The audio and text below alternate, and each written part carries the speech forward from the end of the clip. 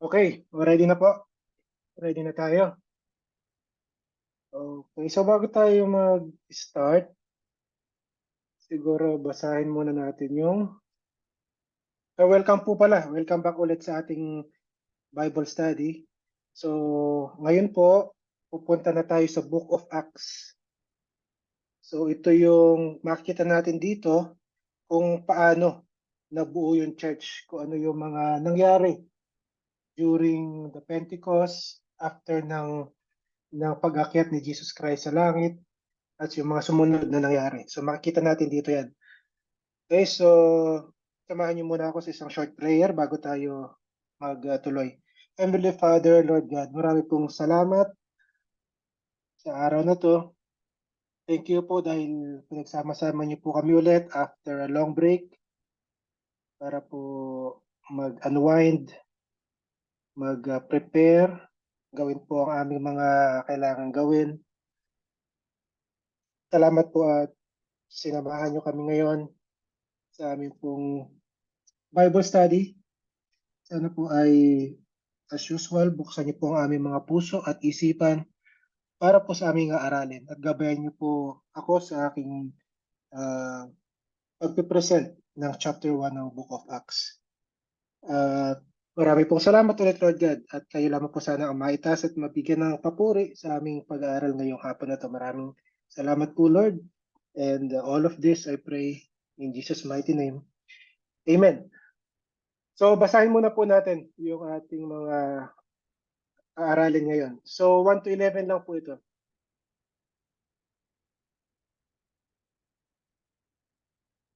Okay, sige. Ang una pong babasa sa atin si Ate Hazel, and then susunod po si Sister Myla, and then si Sister Sharon, si Sister Charm, Sister Nova, and then si Mama po or si Joy.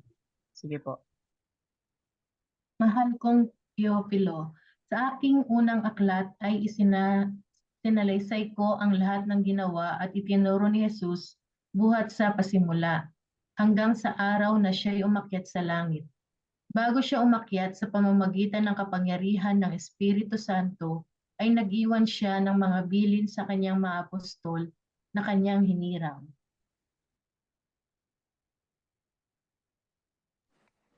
Sa loob ng 40 araw pagkatapos ng kanyang pagkamatay, nagpakita siya sa kanila at sa pamamagitan ng maraming katibayan ay pinatunayan niyang siya'y buhay. Nagturo siya sa kanila tungkol sa paghahari ng Diyos, samantalang siya'y kasama pa nila. Pinagbilinan nila si Jesus, huwag muna kayong aalis sa Jerusalem, sa halip hintayin ninyo roon ang ipinangako ng Ama na sinabi ko na sa inyo. Si Juan ay nagbautismo sa tubig, ngunit di magtatagal at babautismuhan kayo sa Espiritu Santo. Nang magkatipon si Jesus at ang mga alagad, nagtanong sila kay Jesus, Panginoon, itatatag na po ba ninyong muli ang kaharian ng Israel? Sumagot si Jesus, ang mga panahon at pagkakataon ay tinakda ng Ama sa kanyang sariling kapangyarihan, at hindi na kailangan pang malaman ninyo kung kailan iyon.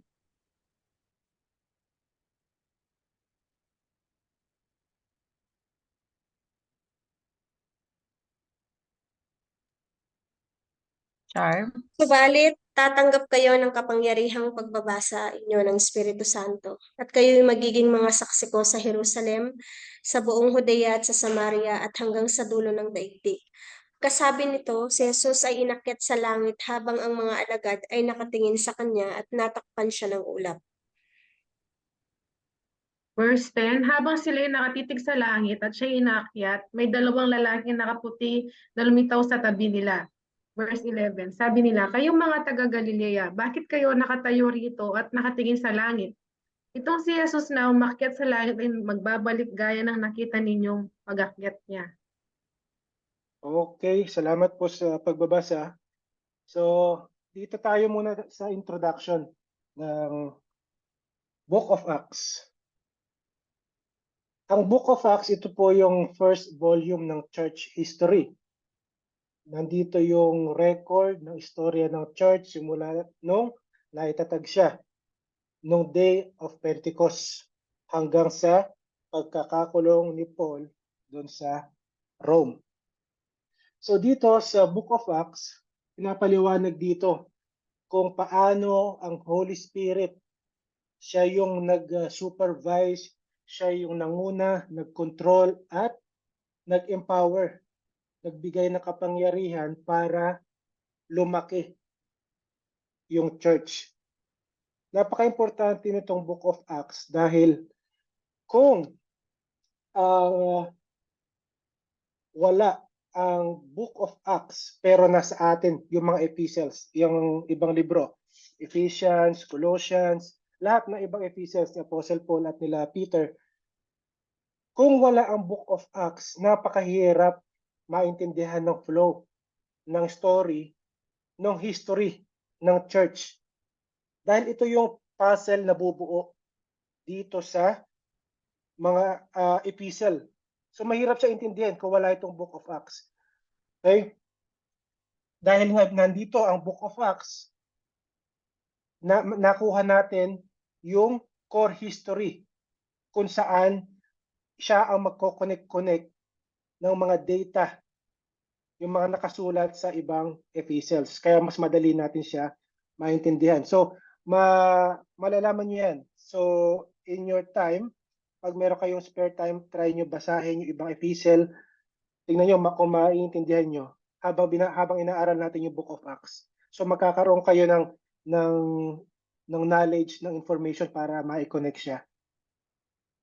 So dito sa Book of Acts, yung first 12 chapters, makikita natin dito yung ministry ni Apostle Peter.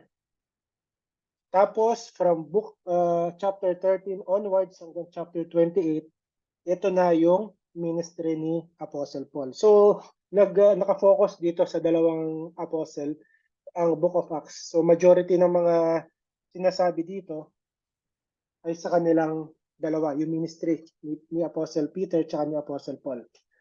Dito, mapapag-aaralan natin yung principle ng pagdi-disciple sa mga believers. So, hindi po pwedeng, halimbawa, naging Christian ka, tapos na. So, hindi ganon. So, kailangan dinidisciple yung mga bagong believers para maging spiritually mature sila, para magamit sila sa church, para malaman nila kung ano yung spiritual gift nila na magagamit nila sa church. So malalaman din natin dito kung paano tinayo, nagsimula ang church at yung pag-evangelize, okay, ng mga believers. So tinuturo din dito sa Book of Acts ang ministry, mostly ang ministry ng Holy Spirit. So dito makikita natin ang Holy Spirit ay nagre-regenerate ng puso ng tao. Ang Holy Spirit ay nagbabaptize.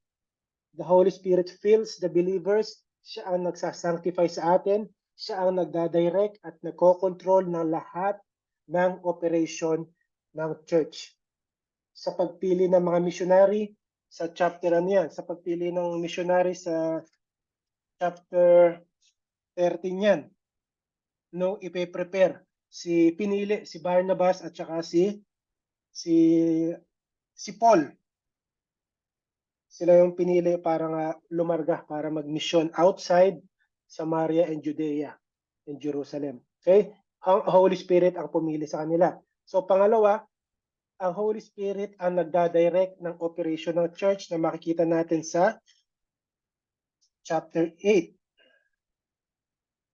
Okay, so ano pa? Yung pangatlo, ang Holy Spirit, siya ang nagpe-preside at siya yung presided dun sa First Church Council. Kung matatandaan nyo, nagkaroon ng parang discussion about the Gentile believers at saka between the Gentile believers at saka yung mga Jewish believers, kung kailangan pa ba silang sumunod dun sa mga Jewish tradition.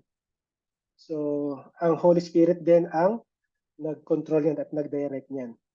Okay, so ilan lang yan sa mga mapag-aaralan natin dito sa Book of Acts. So, sino ang sumulat ng Book of Acts? Si Luke. si Luke din ang sumulat ng Book of Acts. Siya ay isang Gentile na doktor at isa rin siyang misyonaryo na kasama ni Apostle Paul. Okay, so ano yung purpose? Ano yung dahilan bakit sinulat ni Luke ang Book of Acts? So tignan natin, balikan natin yung introduction, yung prologue doon sa Gospel according to Luke. Basahin muna natin. Luke verses 1 to 4, kagalang-galang na Teofilo. Marami na po ang nagsikap na sumulat tungkol sa mga bagay na naganap sa kalagitnaan namin.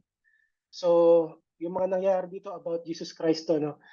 Ang kanilang isinulat ay ayon sa itinuro sa amin ng mga taong buhat pa sa simula ay mga saksi, mga naka-witness at mga tagapangaral ng salita ng Diyos. Okay? So marami nang sumusulat about Jesus Christ at ng mga ginawa niya.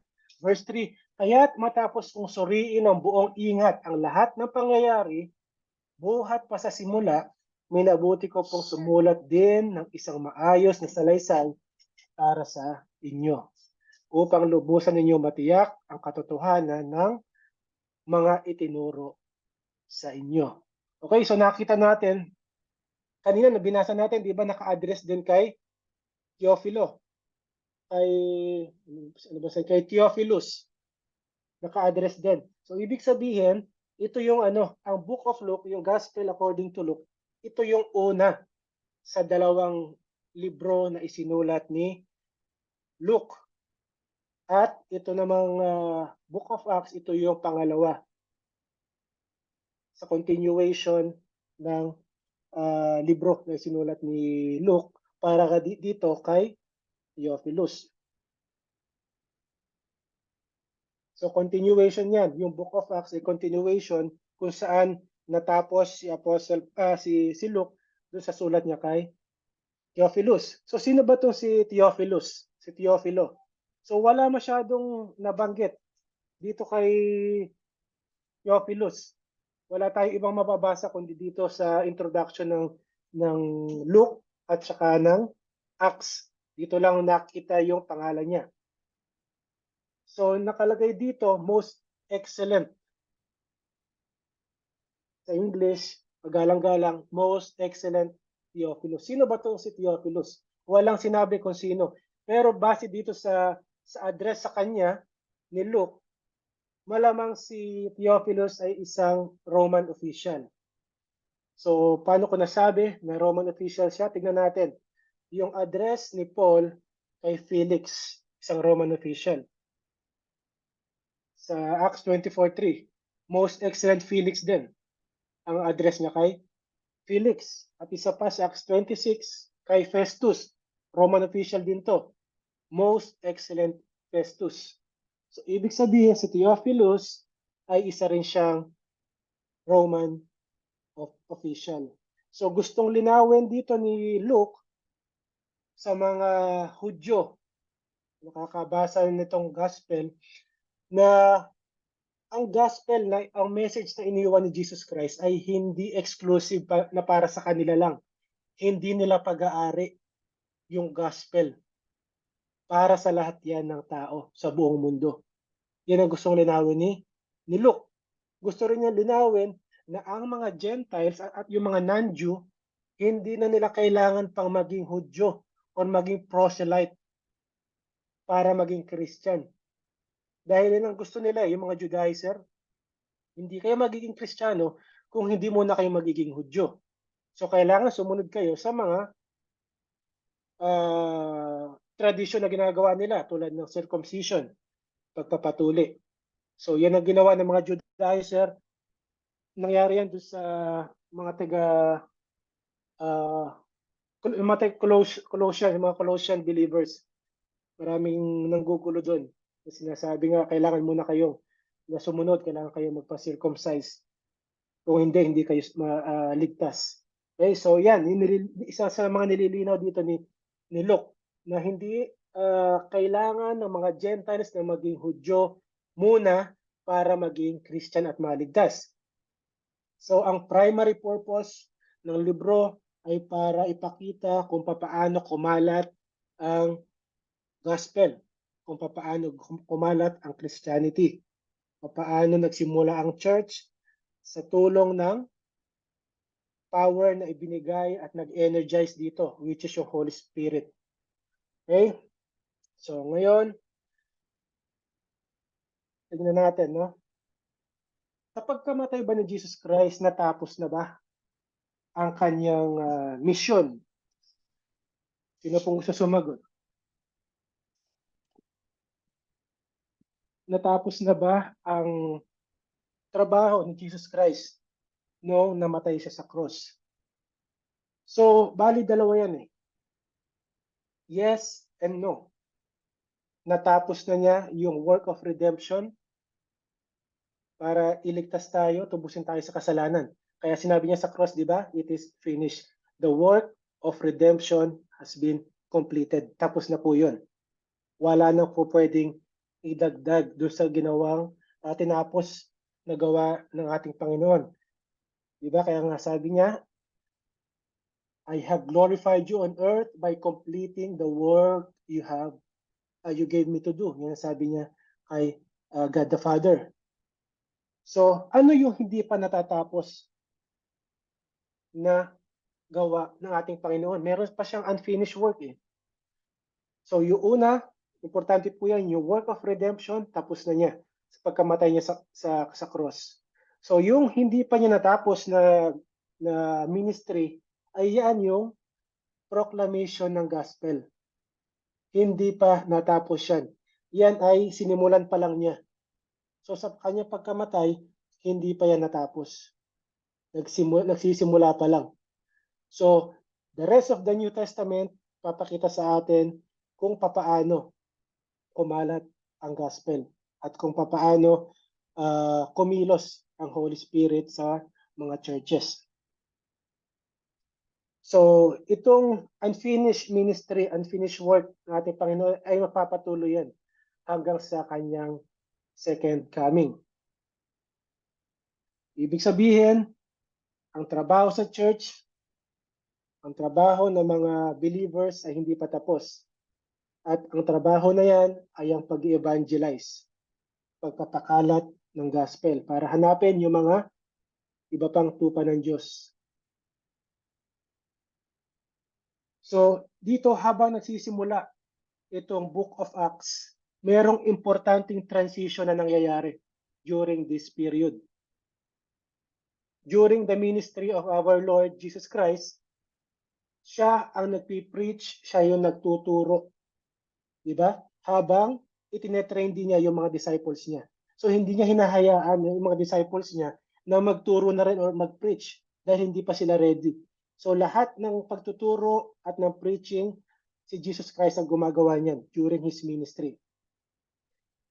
And now, dumating na yung time para ipasa niya yung responsibility na yan dito sa kanyang 12 apostles para bago siya umakyat sa langit. Ngayon, sila na ang responsable, sila na yung responsible para sa pagtuturo, sa pagpipreach ng katotohanan about the message of our Lord Jesus Christ sa lahat ng tao.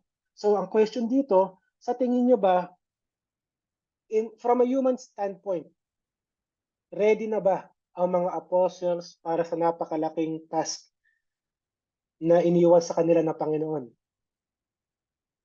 From human standpoint, hindi pa nila kaya.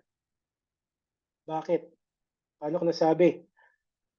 Nasa kanila, di ba, tinuruan na sila. 3 years kasama nila ang ating Panginoon.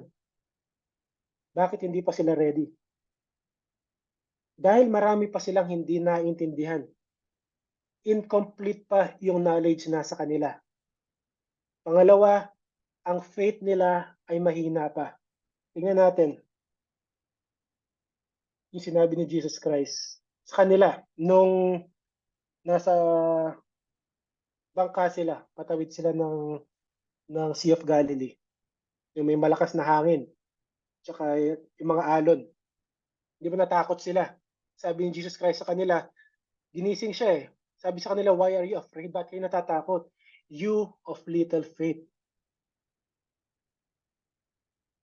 sinabi sa kanila, alam ng Panginoon na napakahina ng kanilang faith. Kaya then he got up and rebuked the winds and the sea, and there was a great calm.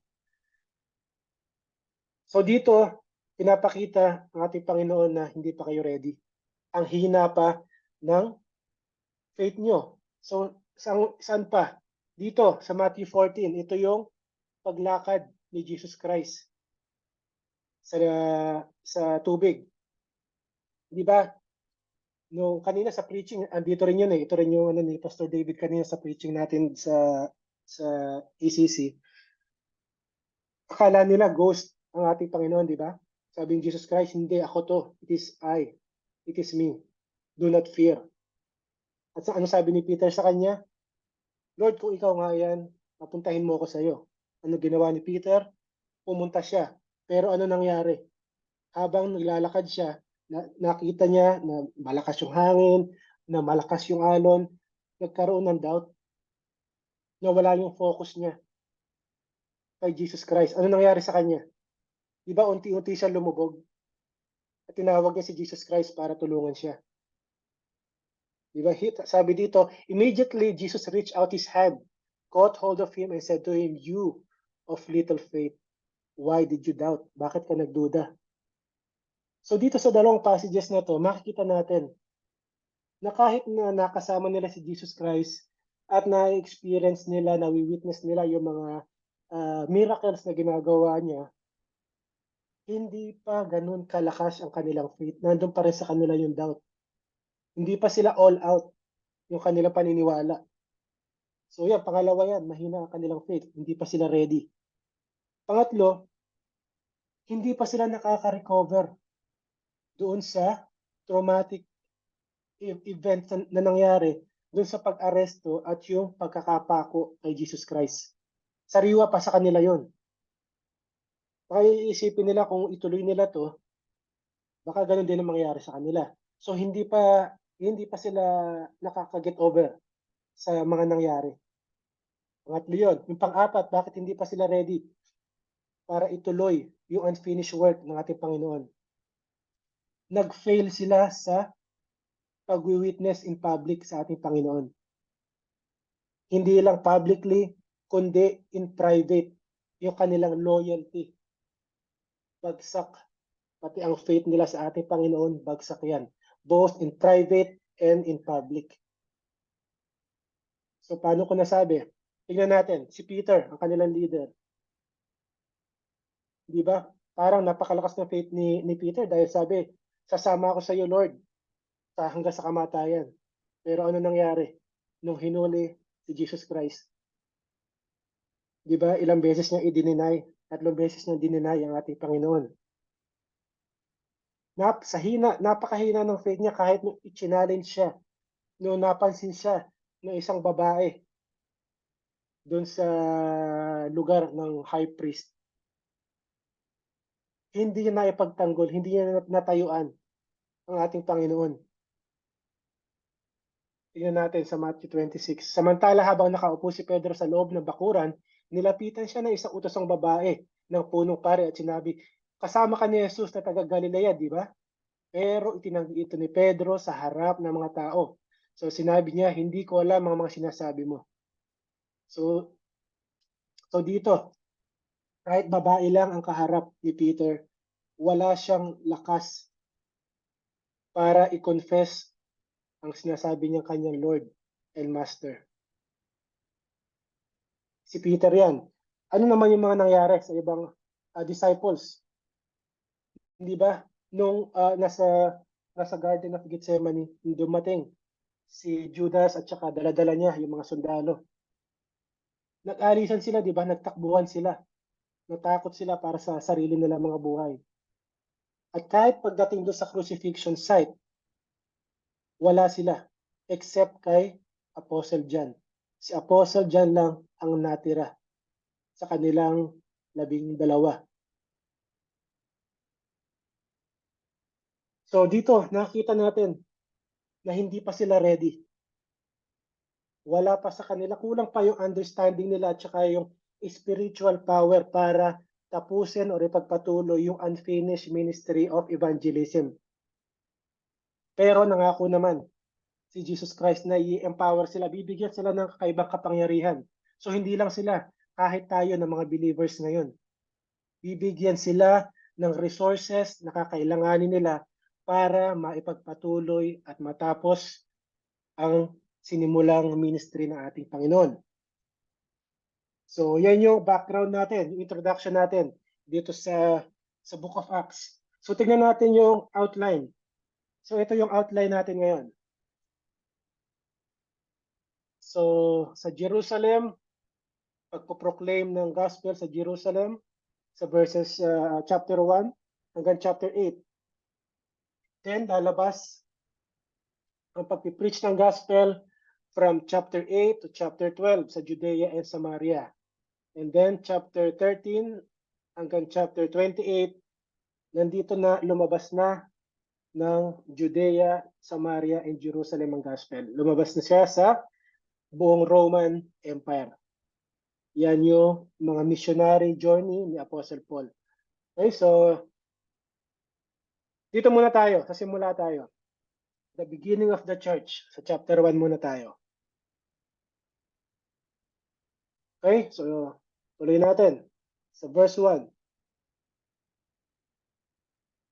So itutuloy natin yung sulat ni Apostle ni Luke kay Theophilus. So sa verse 1, I wrote the first narrative. So ano tong narrative na to? Yung unang aklat. Mahal kong Theophilus, aking unang aklat. So kanina naipakita ko sa inyo, di ba? Yung unang aklat, yung first narrative ay yung Gospel according to Luke. So yun yun. So I wrote the first narrative, Theophilus, about all that Jesus began to do and teach. So ang earthly life and ministry ng ating Panginoon, ito ang ginawa niya nung nandito pa sa lupa. Ang sabi niya po ni Luke, ang in-address niya na ito yung ginawa niya. Yan yung sinasabi niya sa Gospel according to Luke. All about that he began to do and teach. Yan. Until the day he was taken up.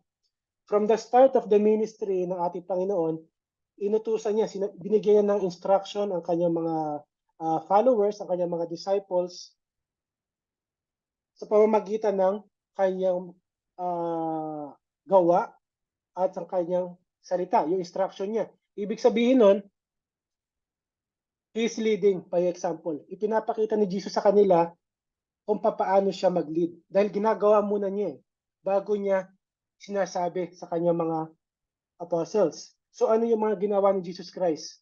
Ano yung mga ginagawa niya? Yung pag-perform niya ng miracles. Para saan yan? Para ma-strengthen, para mapalakas ang kanilang faith. Yung mga parables, para saan yan? Para ma-clarify yung mga spiritual truth na kasama nung ano ba to tawag dito, ng parable. Ang parable kasi di ba ano yan? Earthly example with spiritual truth. Di ba yan ang parable? May spiritual meaning sa bawat parable na sinasabi ng ating Panginoon. So para maintindihan nila yung spiritual truth na yon, gagamitin niya yung earthly example. Yan ang parable. Okay? Para maliwanagan itong kanyang mga disciple sa mga katotohanan regarding spiritual truth. Pangatlo, yung kanyang mga turo, yung mga teachings, yung mga sinasabi niya sa kanila, ito yung para mapalakas, para ma-strengthen, ma-formulate yung kanilang theology, yung pagkakakilala niya sa kanila, nila sa kanya bilang kanilang tagapagligtas, bilang Diyos.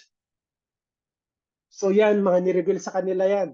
Lahat ng katotohanan na yan, nakakailanganin nila para sa pagpapatuloy ng ministry ng ating Panginoon. Pansinin niyo, Jesus began to do and teach. Ibig sabihin, nabanggit ko kanina, pinapractice niya, isinasabuhay niya kung ano yung mga itinuturo niya. Perfect ang ginagawa niya. Perfect obedience, perfect niya isinasabuhay kung ano yung itinuturo niya. Hindi katulad ng mga religious leaders during their time. Exact opposite sila eh. So tignan natin dito. yung example, yung contrast ng mga religious leaders kay Jesus Christ. Kaya bakit importante dito kahit yung pagkaka-compose ni Luke ng sulat niya. I wrote the first narrative, Theophilus, about all that Jesus began to do and teach. Lahat ng ginawa at itinuro ni Jesus. So, importante yan. Tingnan natin sa Matthew 23 verses 2 to 3. So, sabi ni Jesus Christ, siya nagsasalita dito. Ang mga tagapagturo ng kautusan at mga Pariseo ay kinikilalang tagapagpaliwanag ng kautusan ni Moses. So, sila ang nagdi-discuss at nagtuturo, nag-i-explain ng Old Testament sa kanila. Verse 3, kaya dapat ninyo pakinggan at sundin ang lahat ng tinuturo nila sa inyo. Pero, sabi sa kanila, pero huwag ninyong gayahin ang mga ginagawa nila dahil hindi nila ginagawa ang mga tinuturo nila. So nakita nyo yung exact opposite ng attitude nitong mga religious leaders at ni Jesus Christ. Ang ating Panginoon, ginagawa niya muna bago niya ituro. Itong mga religious leaders nila, itinuturo nila pero hindi nila ginagawa. So, anong tawag doon? Hypocrisy. Kaya naman mayroong reminder si Paul kay Titus bilang isang leader. Sinabi ni Paul kay Titus na magpakita ka ng mabuting halimbawa, maging good example ka sa lahat ng bagay. Hindi sinabi ni Paul na sa ilan, sa importanteng bagay. Hindi sinabi, kundi sa lahat ng bagay. Maging tapat ka at taus-puso sa iyong pagtuturo. Verse 8, tiyakin mong tama ang iyong pananalita at walang maipipintas sa iyo upang ang mga sumasalungat sa atin ay mapahiya dahil wala silang masasabing masama laban sa atin. So makikita natin dito yung pattern na sinusundan ni Apostle Paul na gusto ring niyang sundan ni Titus bilang isang leader. Hindi po pwedeng magsasalita ka lang, sasabihin mo sa mga tao mo na gawin mo to, pero ikaw mismo hindi mo ginagawa. So yun yung gusto sabihin ni Paul kay Titus, at which is yun din ang ginagawa ng ating Panginoon, unlike yung mga religious leaders. So dito nakita natin na ang pag-evangelize, ito yung pagsasabi, pag-share sa mga tao na ang ating Diyos ay nagliligtas sa impyerno, iniligtas niya ang tao sa kanyang galit, sa wrath of God, at inililigtas niya ang tao sa kasalanan. So, para mas maging kapani-paniwala ang message, dapat malinaw na nakikita sa buhay ng isang evangelist, ng isang preacher, ng isang teacher, or nag-share ng gospel na kaya nga magligtas ng Diyos sa kasalanan at baguhin ng isang tao. Nakuha niyo po? So mahirap paniwalaan ang taong nag-share ng message of salvation from sin kung nakikita na namumuhay siya sa kasalanan. Dapat makita ng ibang tao sa buhay niya yung message na sinasabi niya. Di ba parang hirap na masabihin sa anak mo, huwag kang iinom ng alak. Pero ikaw, lasinggero. So hindi maganda example. So sa case of Jesus Christ, He is preaching righteousness at the same time, isinasabuhay niya perfectly. Kaya walang maipipinta sa kanya. Kaya siya ay perfect. So makita natin na, mapapansin din natin na napakaraming mga churches ang parang walang power. Parang hindi active ang Holy Spirit. Yung parang naging routine na lang, punta tayo ng church, tapos preaching, uwi na. Parang walang buhay. Yan ay dahilan sa, may dahilan dyan, dalawang factors, major factors kung bakit ganyan. Una, maraming ignorante sa salita ng Diyos. Maraming hindi nakakaalam kung ano ang mga katotohanan na itinuturo sa Bible. Kaya nga sabi ng ating Panginoon kay Prophet Hosea sa Old Testament, tingnan natin, Hosea 4, chapter 4, verses 1 and 6. Hear the word of the Lord, people of Israel, for the Lord has a case against the inhabitant of the land. Sabi ng ating Panginoon, there is no truth, there is no love, there is no faithful love, and no knowledge of God in the land of Israel. Kaya sa verse 6, sabi niya, my people are destroyed for lack of knowledge. So kahit dati pa, during the Old Testament, ano nangyayari sa mga Israelites, sa mga tao ng Diyos? My people are destroyed because of the lack of knowledge. Kulang ang kaalaman nila sa kanilang Diyos na sinasamba. So gaya rin natin ngayon sa mga present day na Christians. Gaano karami, ilang percentage ng self-professing Christians ang may alam about the Bible? Hindi naman lahat ng Christians, di ba, nag-attend ng Bible studies. Regular. Minsan hindi pa sila nag-attend ng church service. So hindi pa sila nakakapakinig ng preaching. So yan yung una. Maraming ignorante sa salita ng Diyos. Pangalawa, meron nga mga pailan-ilan na nakakaalam ng salita ng Diyos. They know biblical truth. Pero ang problema, they fail to live by it. Hindi nakikita sa buhay nila kung ano yung knowledge na meron sila. Dapat kung alam mo, kung ikaw ay isang totoong Christian, kung ikaw ay mature Christian, kung ikaw ay preacher, teacher, dapat isinasa buhay mo kung ano yung ipinipreach mo. So yan yung dalawang major factor kung bakit ang isang church ay parang walang power. Hindi nila alam ang salita ng Panginoon, at yung mga may alam, hindi nila sinasabuhay. So kung ang pagpipreach ng maling message ay disaster ang kalalabasan yan. So ganun din naman ang pagpipreach ng tama, pero hindi nakikita ang evidence na binago ng message na pinipreach mo ang buhay mo. Walang power yung message mo kung hindi nakikita sa buhay mo yung pagbabago. So, wag dapat i-expect nitong mga preachers, teachers, evangelists, wag nilang i-expect na maniwala at magbago ang mga tao sa proclamation nila, sa pag-share nila ng gospel. Dahil hindi nakikita mismo sa buhay nila. So parang, di ba, kahit hindi tayo sabihin natin mag-evangelize, pero ang mga non-believers, inoobserbahan nila tayo. Pag nakikita nila ang pamumuhay natin ay naka-align sa Bible, nakikita nila na namumuhay tayo ng maayos according to the Word of God. Form of evangelism na yun eh. Dahil magtatanong ang tao, anong meron sa inyo? Anong meron dito sa mga to? Bakit ganito sila mamuhay? Bakit kakaiba sila kumpara dito sa isang pamilya na to? So maiko-compare eh. So that is another form of evangelism.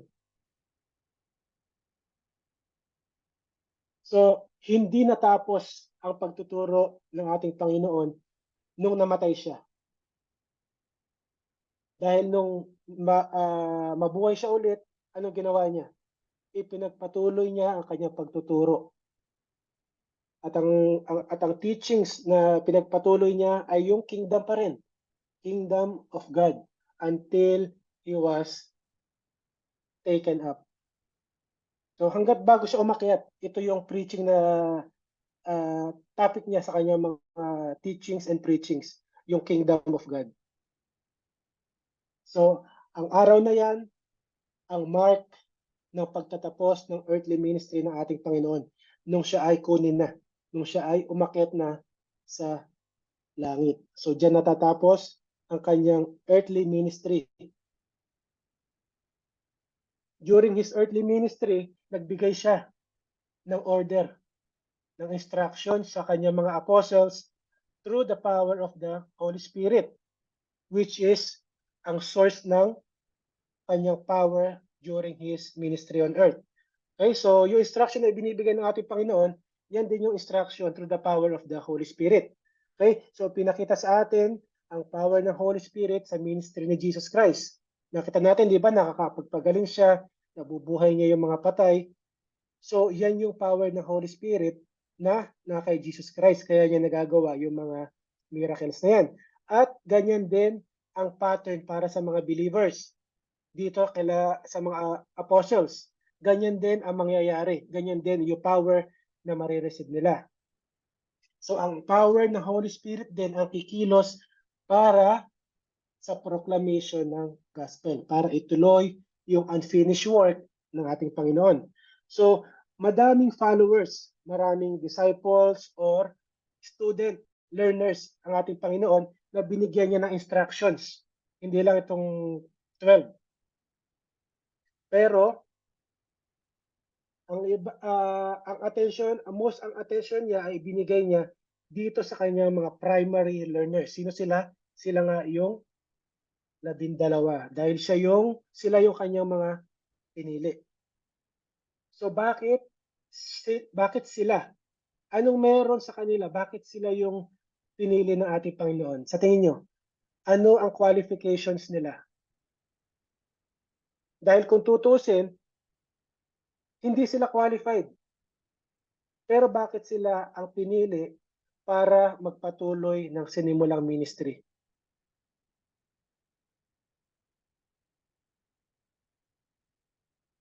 So tatawagin or pipiliin ka sa ministry, hindi dahil qualified ka. Hindi dahil nasa iyo ang qualities, hindi dahil nasa iyo ang talent. So hindi ganoon ang pagpili ng ating Panginoon. Dito sa mga apostles, pinili, iniligtas, ikinomisyon, inequip, binigyan ng spiritual gift, at tinuruan sila para maging eyewitness sa katotohanan. At para sila ang maging recipient or sila yung mag-receive ng mga parating na revelation galing sa ating Panginoon. Dahil sila yung mag-establish ng message na ipoproclaim ng mga believers na susunod sa kanila. Hanggang sa umabot na sa atin ngayon. Sila yung nag-establish nun. Kung ano yung in-establish nila nun, kung ano yung mga revelations na ibinigay sa kanila, hanggang ngayon, ito pa rin yung pinag-aaralan natin. Ito pa rin yung ipinoproclaim natin na message, walang nagbago. So tandaan po natin na mas magiging effective ang ministry ng isang believer, especially ang mga preachers, teachers, evangelists, depende po yan sa lalim niya sa salita ng Diyos. Kung babad siya sa salita ng Diyos, mas magiging effective siya. Tingnan po natin sinabi ni Charles Spurgeon tungkol dito sa topic natin. Magiging babad sa salita ng Panginoon. We might preach till our tongue rotted, till we exhaust our lungs and die. Ibig sabihin sa atin, sa kasabihan sa atin, kahit maubusan ka na hininga, yan, parang ganyan yan. Kahit ikamatay mo yan, sabi niya, but never a soul would be converted unless the Holy Spirit uses the word to convert that soul. So, sino ang kumikilos? Kahit napakagaling mong preacher, pag hindi kumilos ang Holy Spirit at ginamit ang scripture, walang soul na maliligtas. So, it is blessed to eat into the very heart of the Bible. Ito sinasabi, kailangan babad ka. Basahin mo, aralin mo. It is blessed to eat into the very heart of the Bible until at last, you come to talk in scriptural language. And your spirit is flavored with the words of the Lord, so that your blood is Bible, and the very essence of the Bible flows from you.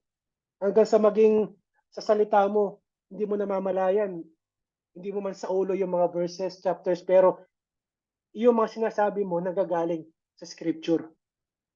Sabi nga ni Pastor Paul Washer dito, read the Bible, study the Bible, and hanggang sa ang tawag dito, hanggang sa pag halimbawa nahiwa ka, hindi dugo ang lalabas sa iyo. Ang lalabas sa pag nahiwa ka ay yung salita ng Diyos. Ganun daw dapat, especially ang mga minister. Kailangan babad sa salita ng Diyos at nag-aaral. So, sino po ang gustong may gusto kayo itanong, idagdag bago tayo tumuloy sa verse 3?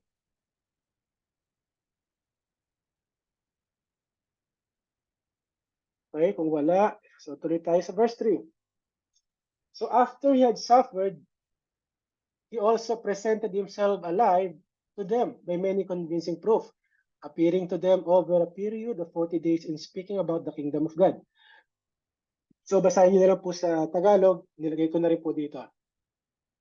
So, naibigay na at naituro sa kanila ni Jesus Christ ang lahat. Sapat na ba yon? Okay na kaya yon? Para pawalan sila. Sige, okay na yan. Pwede na kayong humayo. Pwede na kayong mag-preach. Tingin niyo okay na yon? Bukod sa message na nasa kanila na, kailangan din nila ng confidence. Hindi pa sapat na nasa kanila yung message. Kailangan din nila yung kumpiyansa para sa pagpo-proclaim ng message. Kahit buhay pa nila ang kapalit. Ganong klase ang confidence ang kailangan nila. So nabanggit ko kanina na hindi pa sila ready. So natatandaan nyo? Dahil marami pa sila hindi naiintindihan, mahina ang kanilang faith, hindi pa sila nakarecover doon sa nangyari sa crucifixion. They failed sa pag-witness sa ating Panginoon, both private and public. They denied, Peter denied Jesus Christ, nagtakbuhan ang mga apostles. So hindi pa sila ready. Ibig sabihin, wala pa sa kanila yung confidence. Hindi pa nila kayang ibuwis ang buhay nila. Nag-alisan nga sila eh. Nagtakbuhan sila eh. So para magawa nila at ipagpatuloy ang nasimulan ng ating Panginoon, kailangan nila yung ganong klaseng confidence. At saan manggagaling ang ganong klaseng confidence? So kailangan muna nilang malaman na buhay ng ating Panginoon at tutuparin niya yung pangakong kingdom. Kaya naman, after he had suffered, died on the cross, nilibing siya, nabuhay ulit, pangatlong araw, anong nangyari? He also presented himself alive sa kanila. Yan ang kanilang main source of confidence. Kaya naman willing silang mamatay sa pagpoproclaim ng gospel.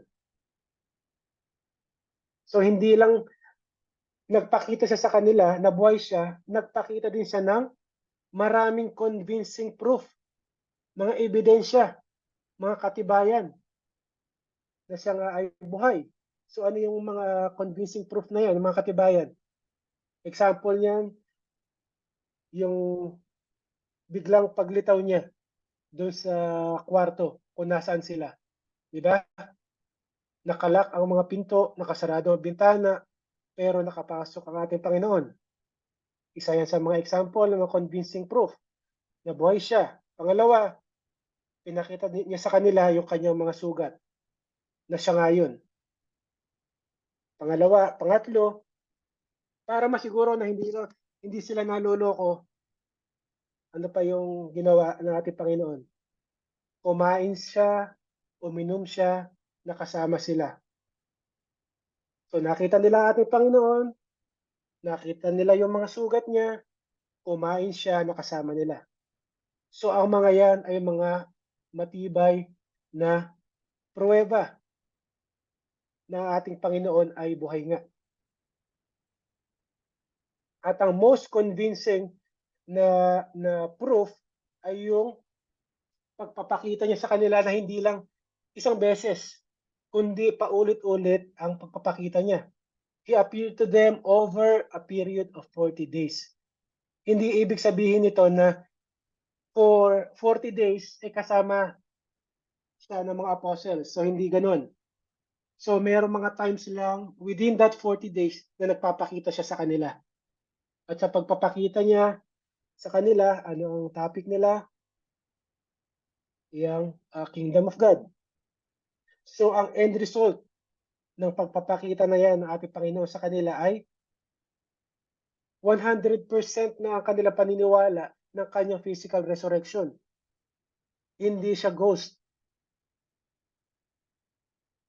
So nakita nila yung sugat niya sa physical resurrection, okay, convinced, naniwala na sila. At ito nga ang ating Panginoon. At dahil dyan, nagkaroon sila ng boldness, nag-preach sa mga taong naging dahilan, sa mga Hudyo, sa kanyang pagkakapako sa krus. So ang transformation ng mga apostles na to sa pagiging matatakutin, di ba, takbuhan sila. Ang transformation ng mga apostles na to sa pagiging matatakutin, sa pagiging skeptic, yung parang di sila makapaniwala, di sila naniniwala, na-transform sila sa pagiging bold, powerful witness. Ang transformation na yan ay malakas na pruweba ng resurrection, ng muling pagkabuhay ng ating Panginoon. So sa mga pagkakataon na nagpapakita si Jesus sa kanila, ito nga, inabanggit ko kanina, ang kanilang topic ay ang Kingdom of God. Ang itinuturo sa kanila ay ang Kingdom of God pa din. So binibigyan pa sila ng mga additional information about the Kingdom of God. Gustong ipaalam sa kanila na hindi na baliwala ang promise na kingdom dahil sa nangyari sa kanyang pagkamatay at muli pagkabuhay. Mahirap po para sa kanila na maniwala ng 100% sa kingdom pagkatapos mamatay ng king. Pero nga dahil sa nangyaring resurrection, muli pagkabuhay, na bago ang view ng mga apostles. Simula noon, they are proclaiming Jesus as the king over an invisible spiritual kingdom. At ang spiritual kingdom na yan ay makikita at magkakaroon ng fulfillment, ng fullness sa second coming. At yan yung millennial kingdom.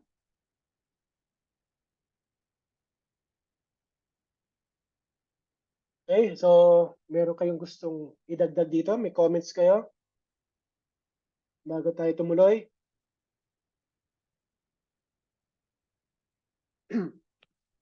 Okay, tapusin na natin.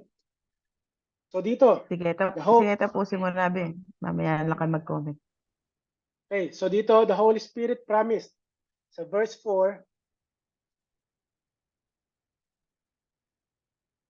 So, having received the message, so na-receive na nila yung message, no? And na-witness nila mismo yung resurrection ng ating Panginoon. Parang natetempt siguro itong mga apostles na to na lumayas na mag-minister na. Para sa kanila, okay na to, nakita namin buhay ang aming Panginoon, nakita namin yung mga sugat niya, yung nail mark sa kamay niya, siya nga yun, buhay nga siya. So, para sa kanila, okay na yun. Parang gusto nila sumibat at i-proclaim, ito nga si Jesus Christ, ito yung mga sinasabi niya, ito yung message na. So, bago pa man maisip ng mga apostles yan, bago pa nilang maisip na sumibat at mag-start mag-proclaim ng gospel, si Jesus Christ, while He was with them, He commanded them not to leave Jerusalem. Sinabihan sila, huwag kayong aalis ng Jerusalem. So yan din ang nakalagay at sinabi ni Jesus sa kanila noong una siyang magpakita sa Luke 24:49. Tandaan ninyo, isusugo ko sa inyo ang pinangako ng aking Ama. May pangako, di ba? May promise. Kaya't huwag kayong aalis sa Jerusalem hanggat hindi kayo napagkakalooban ng kapangyarihan mula sa langit. So para sa mga apostles, parang kakaiba. Di ba parang strange yung command sa kanila na huwag muna silang aalis? Okay na yun na nasa kanila na yung message at nakita nila na buhay ang kanilang master. ready na sila para ituloy yung ministry na iniwan ng ating Panginoon. Di ba sinabi rin sa pagtatapos ng book of Matthew, di ba yung Great Commission? Ang sabi sa Great Commission, nasa dali lang, buksan natin. Sa Matthew chapter 28. Ang sabi sa Matthew chapter 28, all authority has been given to me in the heaven and the earth. Go! Sabi ni Jesus Christ sa kanila, go therefore and make disciples of all nations, baptizing them in the name of the Father, of the Son, and the Holy Spirit, teaching them to observe everything I have commanded you.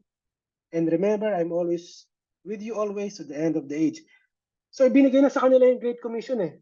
Pero dito sabi, teka lang, wag muna kayong aalis. Kaya di ba parang kaiba, parang strange yung command sa kanila dito ng ating Panginoon na wag muna kayong aalis, diyan muna kayo sa Jerusalem. Okay?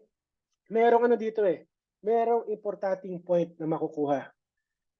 Lahat ng preparation, lahat ng training, lahat ng knowledge at experience ay kulang yan. Kulang at walang magagawa kung walang power na dapat kasama ng message na ipoproclaim nila. Kuha niyo po, hindi sapat ang knowledge, preparation, and training. Kailangan ang power na kasama ng message na ipoproclaim nila. So para masiguro na ang mga apostles na to ay hindi lang motivated physically and emotionally, kundi supernaturally empowered sa mission, inutusan sila ni Jesus Christ to wait for the promise of the Father. Ano yung promise na yan? So, makailang beses sinabi ni Jesus Christ kung ano yung promise na yan during His ministry. Yan yung promise, Holy Spirit. So, bibigay ko sa inyo 1, 2, 3, 4 na references kung saan sinabi ang promise na to. Sa Luke 24:49, sinama ko yung Tagalog kanina. Kasi pansinin nyo, no? Kaya kadalasan ginagamit ko yung English para makita natin. Tingnan nyo dito sa Tagalog, pansinin nyo. Walang binanggit na Holy Spirit. Yung sa ibaba, yung kulay blue. Pero kung sa English, tignan nyo. And now, I will send the Holy Spirit, just as my Father promised. But stay here in the city until the Holy Spirit comes and fills you with the power from heaven. So kung napansin nyo, hindi sinabi binanggit ang Holy Spirit dito sa Tagalog translation. Kaya kung hindi po ako gumagamit ng Tagalog, dahil meron po akong gustong i-highlight, no? So, i-ready nyo lang po yung mga Bible nyo, mga Tagalog Bible, kung doon po kayo komportable. Okay, so isa yan. Pangalawa na reference sa John 7:39. He said this about the Spirit. Those who believe in Jesus were going to receive the Spirit, for the Spirit had not been given because Jesus had not yet been glorified. Sa John 14:16, ito pa yung promise ng Holy Spirit. And I will ask the Father and He will give you another advocate. Isa pang tawag yan sa Holy Spirit. Advocate, comforter, who will never leave you. Verse 26, but when the Father sends the advocate as my representative, that is the Holy Spirit, anong gagawin sa kanila? He will teach you everything and remind you of everything I have told you. So ang promise na yan ay nagkaroon ng fulfillment sa day of Pentecost. So tingnan niyo po itong ano, no? Sa verse 26. He will teach you everything and will remind you of everything I have told you. So importante po ito, no, na marami na itinuro sa kanila ang ating Panginoon. Pero hindi nila matatandaan lahat 'yon. Kailangan nila ang power ng Holy Spirit para ipaalala sa kanila lahat ng mga itinuro sa kanila.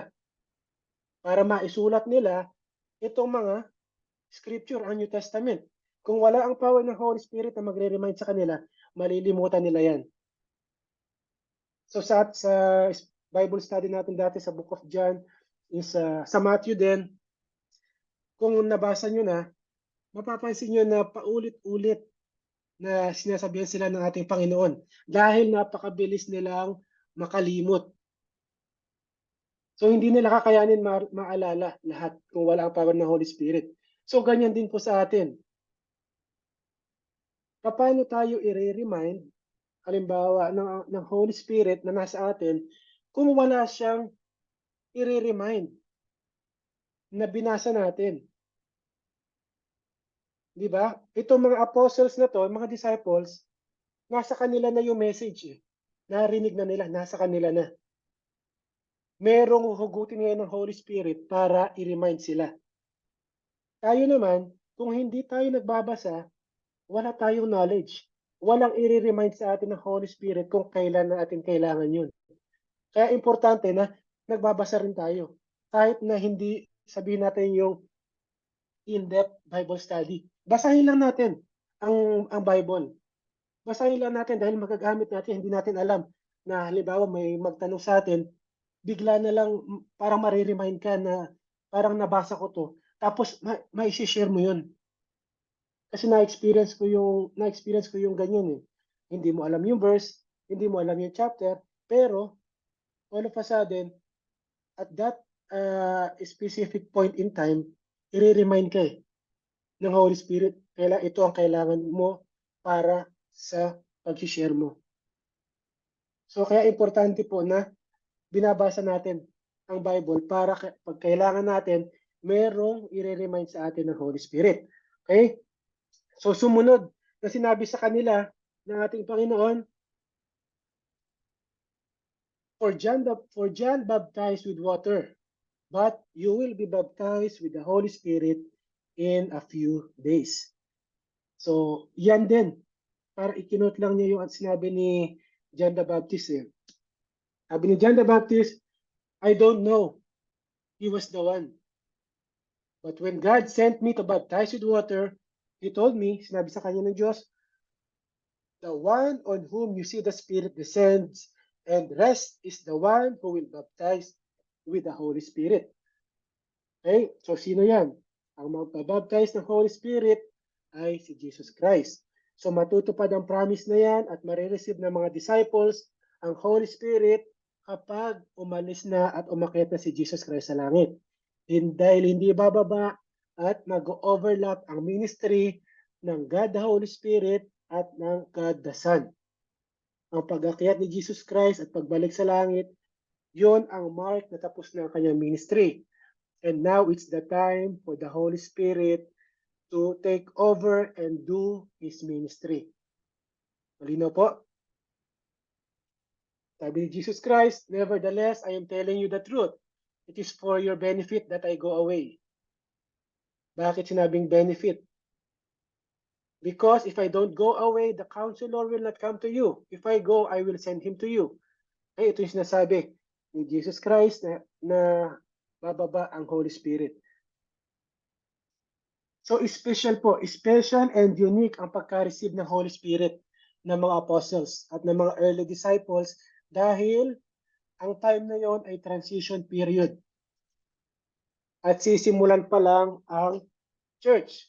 Yun yung birth of the church. So kailangan magpakita ng super natural miracles, powers, and signs ang Holy Spirit sa pamamagitan ng mga apostles and the early disciples para merong ebidensya and back up yung message na dala nila. Malinaw po? Kaya mababasa natin sa Bible, sa New Testament, na nakakapagsalita sila ng iba't ibang language. Nakakapagaling sila on the spot. Nakakabuhay din sila ng patay. Nasa kanila yung zeal at yung boldness at marami pang ibang character. Yun ay dahil sa Holy Spirit. So, iba kung babasahin nyo, no? Iba yung time kasi nila na yun eh. Mahirap maniwala ang mga Hudyo at ang mga Greeks or ang mga Gentiles during that time na walang kasamang mabigat na ebidensya. Lalo ang mga Hudyo, maniniwala lang sila kung mayroong kasamang signs and wonders. So kung walang maipakitang signs and wonders itong mga apostles, kasama ng message na pinoproclaim nila, hindi sila papansinin. So kaya ganito katindi yung power, yung manifestation ng power ng Holy Spirit dito sa mga early believers, dito sa mga apostles. Dagdag ko lang. Okay, sige. At saka kung mapapansin po nyo, di ba yung mga apostles, mga Hudyo lahat sila, pati yung mga early Christians, halos mga Hudyo sila. Yun din ang isang dahilan kung bakit si Jesus Christ ay may kasamang signs and wonders ang kanyang ministry. Kung babasahin niyo po yan sa pinag-aralan natin sa Hebrews chapter 2, sinabi doon na siya ang unang nagpahayag ng message of salvation na may kasamang miracle, signs, and wonders. Dahil mahalaga po yun. Kasi patunay yun na yung mensahe niya ay galing sa Diyos. Binabakapan po ng mga ginagawa niyang miracles na ang kanyang mga salita ay totoo at ito ay galing talaga sa Diyos Ama. Kaya napakahalaga po nun eh. Kumaga, yung ginawa ni Jesus Christ ngayon, ang gumagawa ngayon yung mga apostles niya. At kaya mahalaga na nandoon yung Holy Spirit dahil ang Holy Spirit ang mag-empowered sa kanila. At sabi nga niya, para sa benefit ng mga apostles, hindi lang ng mga apostles, kundi pati tayong lahat, dahil nung si Jesus Christ ay nasa lupa, hindi po siya omnipresent. Hindi siya pwedeng nandoon sa lahat-lahat, kumbaga sa lahat ng mga mananampalataya. Pero yun po yung magagawa ng Holy Spirit. Kaya benefit po sa atin yun. Na tayong lang ngayon, bawat isa sa atin, bawat isa na tumanggap sa Panginoong Yesus, ay kasama natin ang Holy Spirit. Pero kung si Jesus Christ ay hindi umakyat sa langit, hindi po ganun ang mangyayari. Kaya mas advantage po sa atin. Kumbaga, more on advantage sa part natin ang pag-akyat ni Jesus Christ kaysa disadvantage. So, yun lamang muna, basically. Okay? So, nakita natin kung gaano ka-importante yung manifestation ng power of the Holy Spirit dito sa mga early believers. Doon naman sa mga believers, after the transition period, so hindi na ganyan ka-visible yung manifestation ng Holy Spirit dahil na-accomplish na ng mga apostles and early disciples ang pag-establish ng church. Nakuha niyo po? So hindi na nagpapakita ng extraordinary power ang Holy Spirit sa later periods at ngayon sa present day natin. Bakit? Kompleto na tapos na yung yung revelation Lahat ng in-reveal na mga message sa mga apostles, tapos na. Close na yung book, na kompleto na ang New Testament. So hindi na kailangan ng ganyan katinding manifestation ng power ng Holy Spirit sa atin ngayon. Kung mapapansin nyo, meron pa bang nag-speaking of tongues? Ganun pa rin ba kalaganap? Hindi na, siguro pa ilan-ilan lang at hindi pa ganun ka-visible, di ba? Kung meron man. Wala nakakabuhay ng patay. Wala nakakapagpalakad ng pilay. So hindi na ganun katindi. So ang tanong ngayon,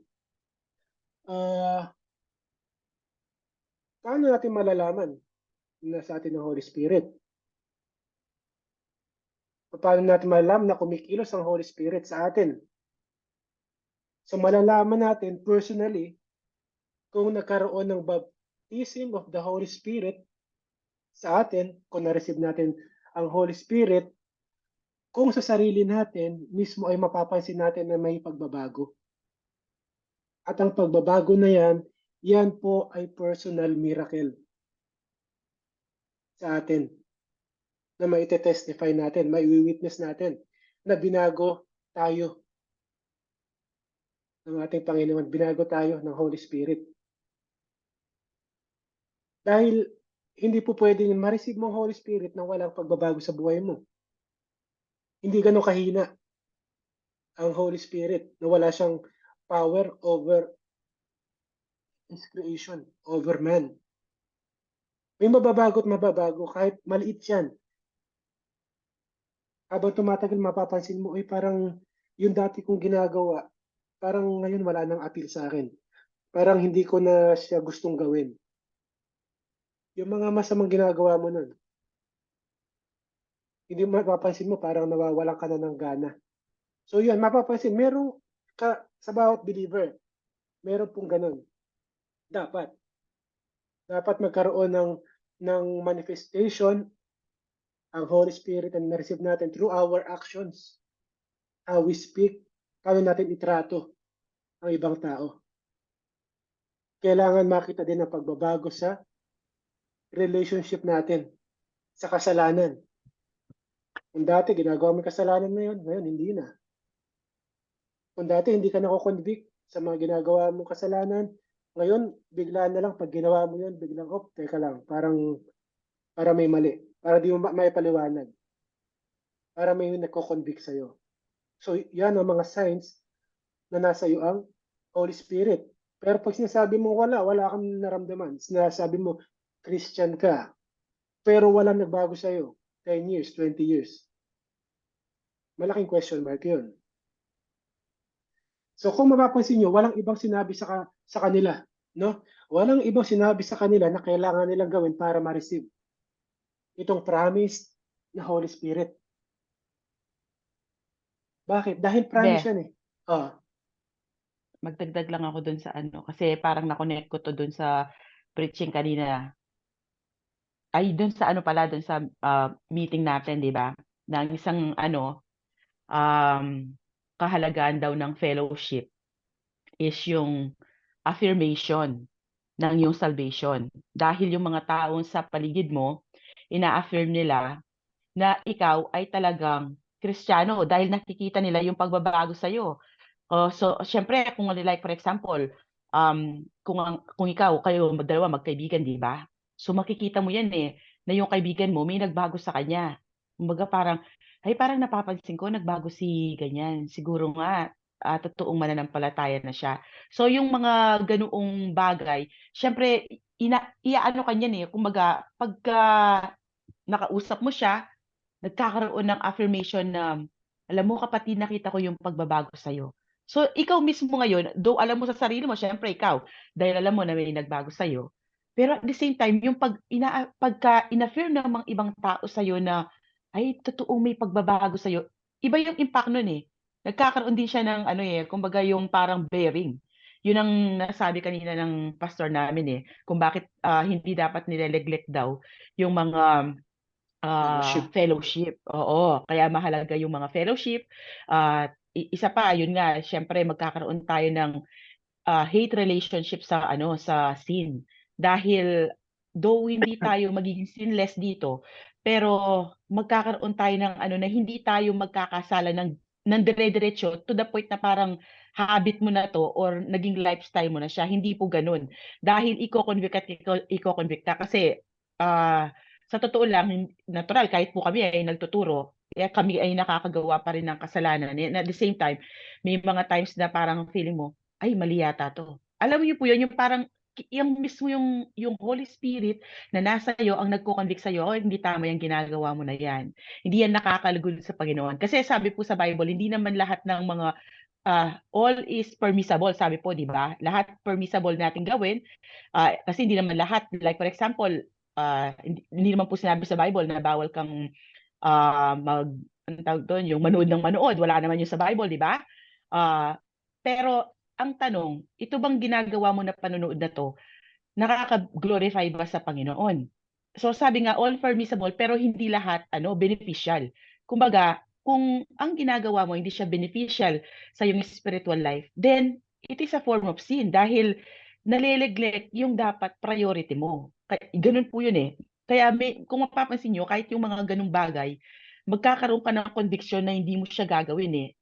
Though pwede mo siyang gawin siguro pang palipas sa oras, pero hindi to the point na parang ginugol at inubos mo na yung oras mo doon sa bagay na yun. Like example, kung sa panonood, wala ka na ginawa kundi manood ng manood at nawala ka na, hindi ka na nakapagbasa, hindi mo na nagawa yung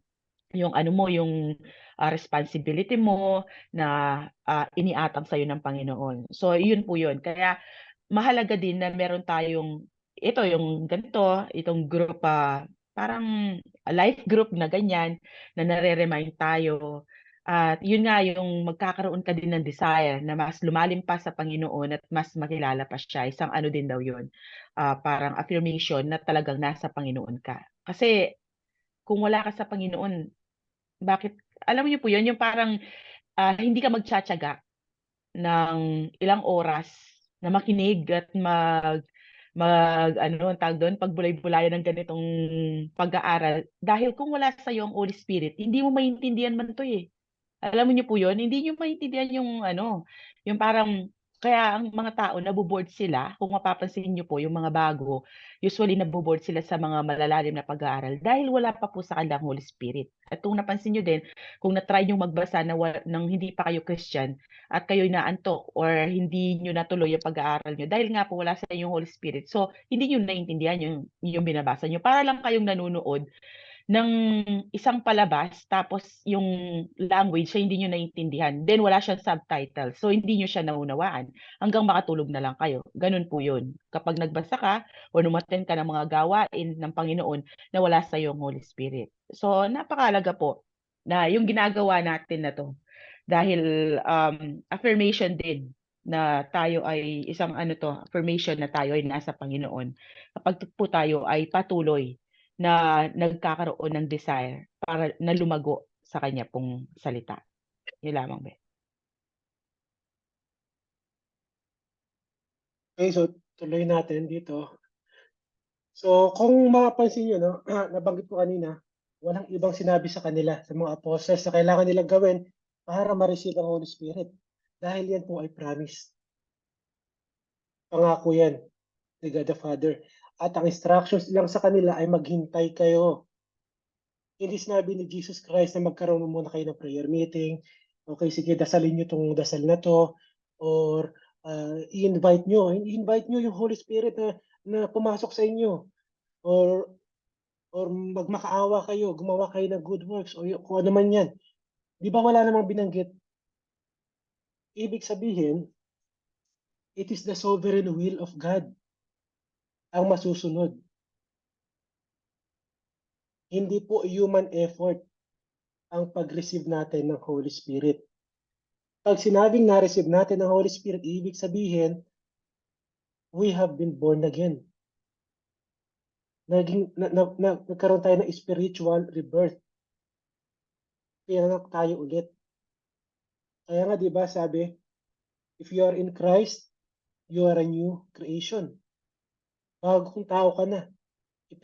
Pinanganak ka ng ulit. Yet ka, makokonek niyo yun eh. Pag na-born again ka na, natural, bagong tao ka na. Hindi na ikaw yung dati. You are a new creation in Christ. Diba? At ang pagiging born again, ulitin ko po, hindi ito sa kagustuhan ng tao.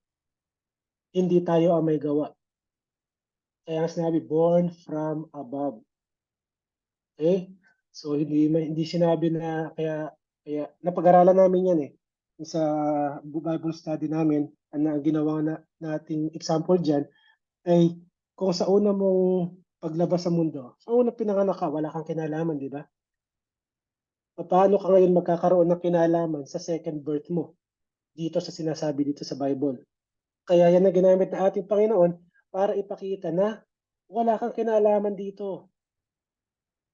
Kaya ang Diyos lang ang may kinalaman dito kung paano ka nagkaroon ng spiritual birth, kung paano ka binago. Kaya sabi ni Jesus Christ kay Nicodemus sa John 3:8, the wind blows where it pleases. Kahit sa niya gusto umihip, iihip yung hangin na yan. And you hear it sound, but you don't know where it comes from or where it is going. So ganyan din daw. So it is with everyone born of the Spirit. So hindi alam kung saan pupunta, kung saan galing, saan siya naririnig lang. Ibig sabihin, meron lang nakikitang sign na nandyan yung hangin. Yung pag-ihip ng hangin, nakita natin yung mga dahon, mga puno, gumagalaw, di ba? So ganun din daw, pag ang isang tao ay nagkaroon ng spiritual rebirth. Ano makikita nating sign? May pagbabago dapat. Di ba? Hindi na siya magagalitin, hindi na siya nagmamarites masyado, konti na lang, nababawasan. So, ibig sabihin, dapat may makita, di ba? So, ganyan daw ang Holy Spirit pag nasa iyo na. Hindi natin alam kung kailan dadapo. kung kailan mangyayari. So kahit magdasal ka na magdasal, i-invite mo ang Holy Spirit, hindi pupunta sa iyo yan kung hindi yan ang will ng ating Panginoon. Okay? So verse 6 na tayo. So bilang mga Hudyo, hinihintay nila ang kingdom na dala ng Messiah. So ito ang talagang main goal ng mga Hudyo yung kingdom na dala ng Messiah. So tinuturo din sa kanila ni Jesus Christ ang about sa kingdom nung kasama pa nila siya. So ngayon, since kilala nila at napatunayan na ang death and resurrection ni Jesus Christ, na siya nga ang Messiah, so ngayon, ini-expect ng mga apostles anytime ay parating na ang kingdom. Kung nung magpakita sa kanila si Jesus Christ, yan agad ang topic at nagtanong sila. Tignan mo. Ito yung una nilang tinanong nung nagpakita sa kanila si Jesus Christ. Lord, are you restoring the kingdom to Israel at this time? So hindi pa nawawala sa kanilang isipan itong kingdom na to. Wala nang ibang dahilan, di ba? Wala nang ibang dahilan para hindi pa ma-set up ang kingdom. Bakit? Kasama na nila ang king at yung messianic work na ginawa ni Jesus Christ, ang signal, ang sign na nagsimula na ang end times. So, ang end time kasi sa kanila, yan ang iniisip nila na parating na ang kingdom. So, alam ng mga apostles, itong Old Testament scriptures nila, ang Ezekiel 36, yan yung restoration ng Israel at ng tao ng Diyos. Sa Joel 2, yan yung promised Holy Spirit. So, yan ngayon ay na-connect sa pagdating ng kingdom, sa pagdating ng promise na Holy Spirit. So, nag-connect sila ngayon. Yung restoration ng Israel, tapos yung Holy Spirit, darating na. So, ibig sabihin, parating na ang kingdom. So, parang ganyan ang naglalaro sa isip ng mga apostles. Kaya naman, yan ang ini-expect nila nung makita nila ulit si Jesus Christ. Ito ang hope nila mula nang sumama sila kay Jesus Christ, ang pagdating ng kingdom. Pero, binalik sila ni Jesus Christ sa realidad. Sinabi sa kanila ni Jesus Christ, it is not for you to know the times or periods that the Father has set by His own authority. Ang mga panahon at pagkakataon ay tinakda ng Ama sa kanyang sariling kapangyarihan at hindi na kailangan pang malaman ninyo kung kailan yun. Ibig sabihin, Be, sandali lang. Doon tayo sa kingdom. Actually, kung tinanggap ng mga Hudyo ang kanilang Messiah, may establish na dapat ang kingdom. Kaso, anong ginawa nila? Ipinako nila sa krus ang kanilang Messiah, di ba? Hindi nila tinanggap. Kasi dapat, bago dumating ang Messiah, darating ang si Elijah, di ba? Yung spirit ni Elijah. Sino ba ang dumating na nasa spirit ni Elijah? Si John the Baptist. Ngayon, di ba sinabi nila si John the Baptist na yan? Sabi nila, tinanong nila si Jesus. Ano sabi ni Jesus Christ? Kung sabi niya, tinatanggap nyo na si John the Baptist na si Elijah na si John the Baptist, sabi niya, darating na ang kingdom. Pero dahil nga hindi nila tinanggap, di ba? Hindi nila tinanggap ang preaching ni John the Baptist, mababasa 'yon. Itinanggi nila, hindi rin nila inano si John the Baptist yung mga sinasabi niya.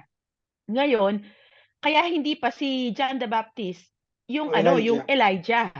At yun nga yung napag-aralan natin sa Revelation, di ba? Na may darating na Elijah na isa sa mga two witnesses. Kaya ngayon hindi na-establish ang kingdom. Kaya nagkaroon ng church age. Dahil dahil supposedly dapat na yan pagdating ng Messiah, tinanggap ng mga Hudyo, establish na ng kingdom. Yun ang physical kingdom ng Messiah. Kaso nga tinanggihan nila. Pinersecute nila, pinatay nila ang kanilang Messiah. Ipinako nila sa krus.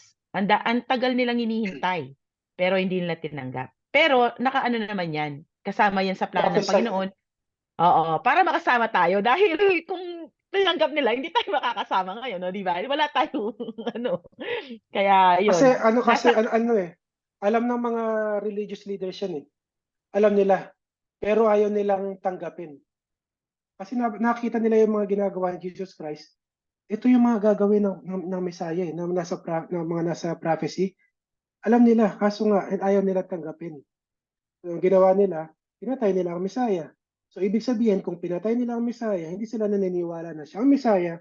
Tapos, ibig sabihin, hindi si John the Baptist yung si Elijah na darating bago dumating ang kanilang Messiah. So nawalan yun ng ano. Ibig sabihin, hindi pa dumarating. Back to zero na naman. So kailangan dumating muna si Elijah ulit bago dumating ang Messiah. At yan nga ang mangyayari, di ba sa Revelation, isa sa mga two witnesses, is Elijah. And then after noon, darating si Jesus Christ. Yan po ang nangyari, kaya nagkaroon ng delay. Kaya nagkaroon ng church age. Yung delay na yan, yung gap na yan, is yung present age natin ngayon. Meron ka pa dagdag ba?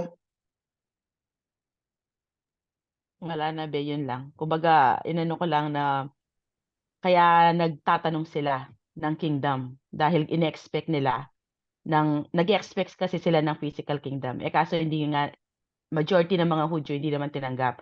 Itong mga disciple lang niya at yung kakakurampot na ano lang na mga Hudyo. followers niya. Oo, ang kumilala sa Panginoon. Kaya nakarating sa atin. Kumbaga ang ano ko dito, ang point ko dito, nasa plano ng Panginoon lahat 'yun. Dahil nga siyempre para makapasok tayo sa kingdom na 'yun. Dahil sinabi niya 'di ba, nakalagay 'yun sa propesiya niya kung di ako nagkakamali sa Isaiah, sabi niya, parang ang masyadong konti naman kung ang gagawin ng trabaho ng Messiah ay yung ano lang, ang pagse-save lang nila sa mga Israelites. Kaya gagawin din siyang ilaw ng mga Gentiles. Nasa Isaiah yun kung di ako nagkakamali. Kaya doon pa lang sa Old Testament pa lang malalaman mo na kung talagang tinanggap lang nila 'no, ang salita ng Panginoon, talaga namang kasama tayong mga Gentiles. So hanggang ngayon di nila matanggap na tayo ay kasama sa plano ng Diyos. Gano'n sila kaano, dahil ang tingin nila sa mga Gentiles ay mga aso. Gano'n, madudumi daw tayo, madudumi daw ang mga Gentiles. Dahil nga sila 'di ba, sa kanila ibinigay yung mga yung purification law. So lagi silang naglilinis, yung mga um, sa mga Pati pagkain pagkain, din.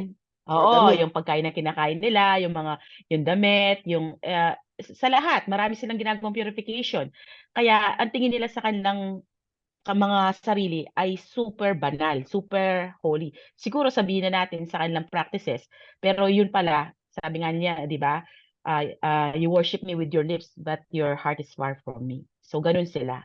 So yun ang tingin dahil sa sobrang ano nila sa mga ginagawa nilang mga law, ngayon ang tingin nila sa mga ibang tao ay sobrang dumi. Kaya tinatawag nila ang mga Gentiles na mga aso, mga daw. So yun lamang be. Okay. So, maraming ano eh, maraming passages sa Bible na tinuturo ang pagro-rule ni Jesus Christ sa kanyang earthly kingdom. Pero hindi sinabi ang exact time kung kailan yun mangyayari. So, tanging si God the Father lang ang nakakaalam ng lahat tungkol sa future kingdom at mananatiling secret yan sa mga believers. Kahit dito sa mga apostles niya, hindi nga sa kanila sinabi, di ba? Ang sigurado lang na malalaman nila ay ang nakasulat sa scripture na ang kingdom ay ma-establish sa second coming. Pero maging ang second coming ay hindi din reveal. Mark 13:32.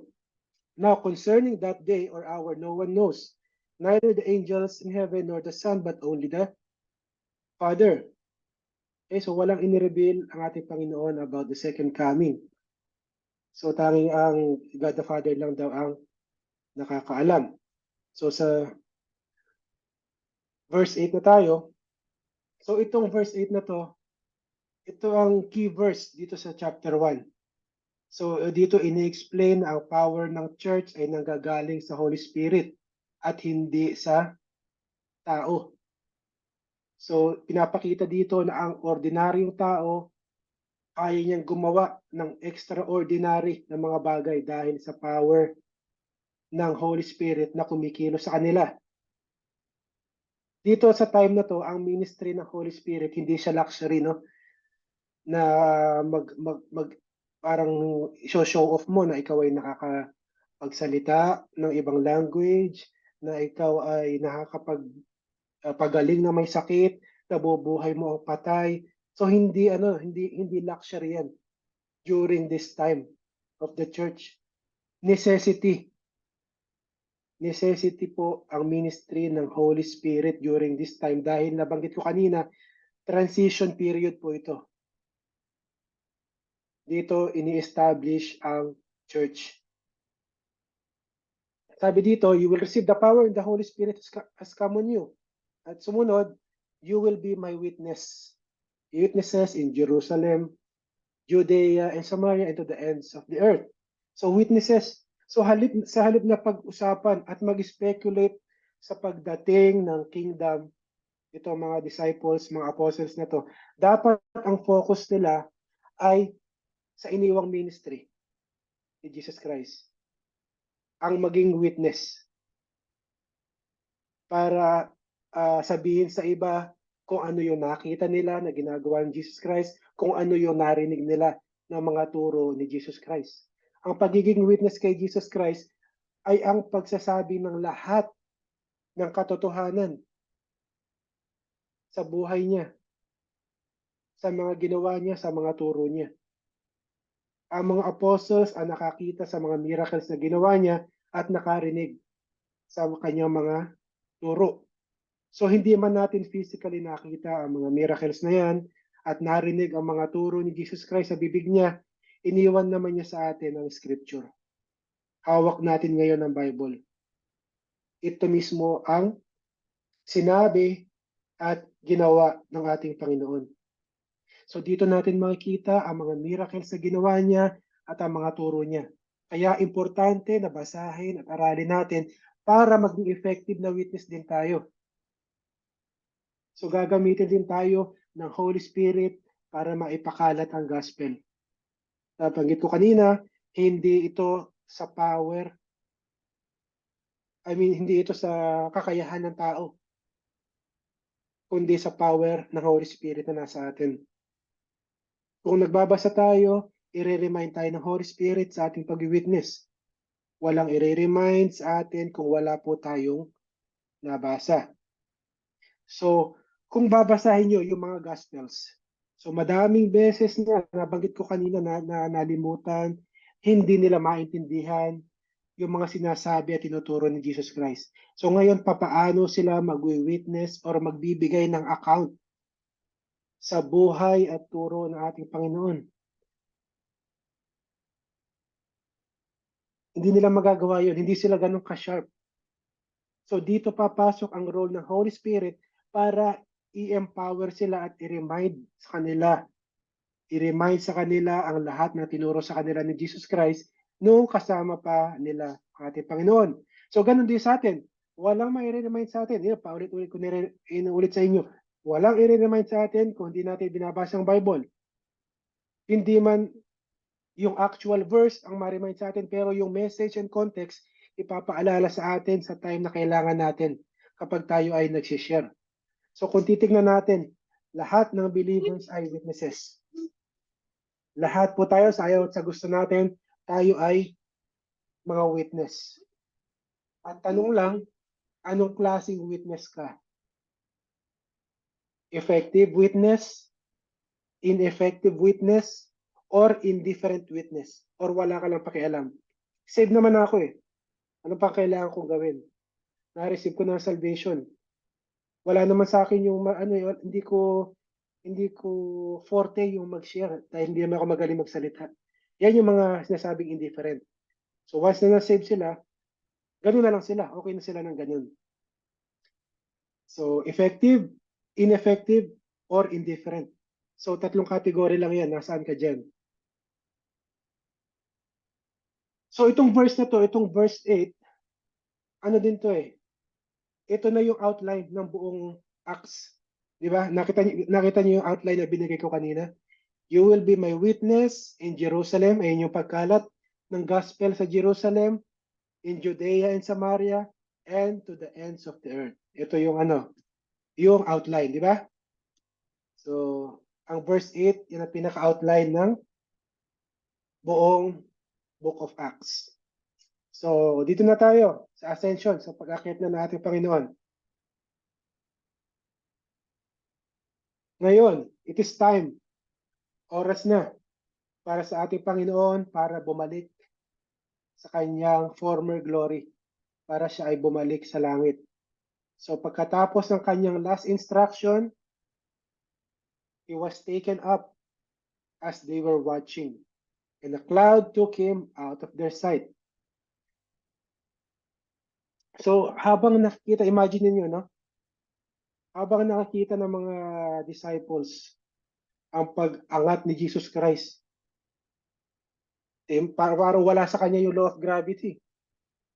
So hindi applicable sa kanya yung law of gravity. So habang umaangat siya hanggang umakyat siya sa langit, being taken by the cloud, ito po ay parang sa kanila powerful na motivation to para sa kanila para ituloy ang iniwang ministry ng ating Panginoon. Dahil saan ka makakita na ganitong pangyayari? Di ba wala pang sa time nila. Walang ganitong klase na miracle na nangyari. Na umakyat ang sino man papakit ng langit. So, hindi na bago ang pagpapakita ng anghel sa kanila. So, nagpakita na sila dati yung mga anghel na yan sa resurrection ni Jesus Christ, di ba? Kung matandaan niyo doon sa libingan niya, may mga anghel na nagpakita doon. So, ngayon, tanong bakit dalawang anghel? Bakit dalawang anghel ang kailangan pang magpakita at magsabi sa kanila? Di ba sabi dito sa verse 10, while he was going, they were gazing into the heaven, and suddenly, two men in white clothes stood by. Dalawang lalaki na kaputi. So bakit kailangan dalawa? Ito ay para masiguro na totoo at magkakatotoo ang sinasabi nila. Dahil kasama yan sa teaching sa kanila, mga turo sa kanila eh. Si Jesus mismo nagsabi sa John 8:17, even in your law, it is written that the testimony of two witnesses is true. Dahil mga Hudyo ang kausap niya, so kailangan lang na at least may dalawang witnesses para patutuhanan ang sinasabi ay totoo. So, kung tayo man siguro ang andun sa time na yon, habang umakyat si Jesus Christ, hindi mawawala ang tingin natin kay Jesus Christ habang lumulutang sa hangin at paakyat sa langit. So magkahalong amazement and curiosity ang tumatakbo sigurado sa isip itong mga nakakakita. Kaya parang na rin to mild na rebuke o pagsaway ang tanong sa kanila ng mga angel. Sabi sa kanila, men of Galilee, why do you stand looking up into heaven? Para sinasabi sa kanila, na huwag kayong mag-alala at hindi mawawala si Jesus Christ kung yan ang kinakatakot nyo. Bilang comfort, sinabi sa kanila, this same Jesus who has been taken from you into heaven will come in the same way that you have seen him going to heaven. So babalik siya ulit at magkakaroon ng fulfillment ang prophecy. Anong prophecy yan? Zechariah 14:4. On that day, pagdating natin Panginoon, he will, on that day, his feet will stand on the Mount of Olives, which faces Jerusalem on the east. So, the second coming ng ating Panginoon, ang kanyang paa ay unang tatapak dito sa Mount of Olives. So, posible siguro na yung Mount of Ascension na to, dito rin siguro sa Mount of Olives. So, hindi tayo sigurado. Okay, so, mga supporting verses sa sinabi ng mga angel sa mga apostles. Ibibigay ko sa inyo. Ilan ba ito? 1, 2, 3, 4 na supporting verses sa pagbalik ng ating Panginoon. Then the sign of the Son of Man will appear in the sky. Then all the people of the earth will mourn, and they will see the Son of Man coming in the clouds of heaven. So di ba umalis siya in the clouds of heaven? He was taken out of the clouds. Ito, babalik siya. The Son of Man coming on the clouds of heaven. Ganun din. Matthew 26:64. You said it. Jesus told him. But I tell you, in the future, you will see the Son of Man seated at the right hand power and coming on the clouds of heaven. So paulit-ulit, on the clouds of heaven. Babalik ang ating Panginoon. Revelation 1:7. Look, He is coming with the clouds, and every eye will see Him, even those who fear Him. So paulit-ulit po ang sinasabi ng ating Panginoon ng kanyang pagbalik. So, patapos na po tayo. So, kung kailan ang time na pagdating ay hindi sinabi ng mga angels. So, sapat na ang information na ibinigay nila para i-anticipate nila yung second coming. So, hindi dumating sa time nila, kaya dapat, pati sa time natin ngayon, ganun din dapat tayo. I-anticipate din natin na anytime ay babalik siya, na dapat ginagawa natin ang ministry na iniwan niya na para ipagpatuloy natin. So powerful na motibo ang pagbalik ni Jesus Christ para mag-serve at ipagpatuloy ng mga apostles ang iniwan niya ministry. So hindi po madali. Hindi madali na ipagpatuloy ang sinimulan ni Jesus Christ na i-evangelize ang lost and fallen humanity. Pero makakaasa tayo na ipo-provide lahat niya ng lahat ng spiritual resources na kailangan natin para ma-accomplish natin ang task na ibinigay niya sa bawat isa sa atin. Yan po, makakaasa tayo. So, nalaman natin kanina na hindi sa kakayahan at galing ng tao nakasalalay ang success ng ministry na iniwan ni Jesus Christ, kundi sa Holy Spirit na nag-i-empower sa bawat believer para gawin ang kanilang part. Okay? So, yan po muna tayo hihinto. At sa susunod na lang po yung part 2. So marami pong salamat sa oras nyo. At pwede na po tayo magkaroon ng discussion, mga inputs, mga questions po.